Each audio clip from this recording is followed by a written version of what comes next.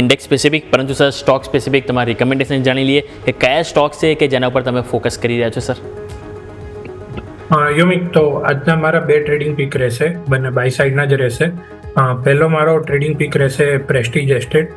તો પ્રેસ્ટીજ એસ્ટેટની વાત કરીએ તો ગઈકાલના ટ્રેડિંગ સેશનમાં આપણને એક કન્સોલિડેશન ઝોનનું એક બ્રેકઆઉટ જોવા મળ્યું હતું અને મેજર બ્રેકઆઉટ પણ એક જોવા મળ્યું હતું, જે રિસેન્ટલી આપણે જૂન 2024થી આપણને એક ફોલિંગ ટ્રેન્ડ લાઇન હતી.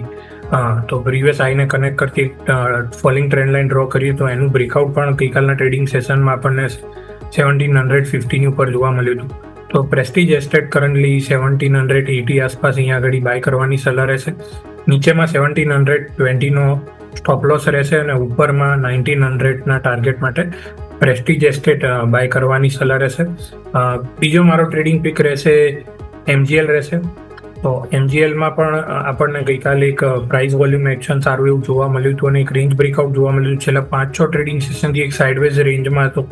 એની પહેલાં આપણે 3-4 દિવસનું એક કરેક્શન જોયું હતું અને સ્ટોક ઓલરેડી એક અપટ્રેન્ડમાં આપણને હાયર લો છેલ્લા ઘણા મહિનાઓથી જોવા મળી રહ્યો છે. તો અહીંયા લાગી રહ્યું છે કે ફર્ધર અહીંયાથી જે પ્રીવિયસ હાઈ લગાડ્યા હતા 1580ના એ અહીંયાથી રિસ્ટેસ થતા જોવા મળી શકે છે.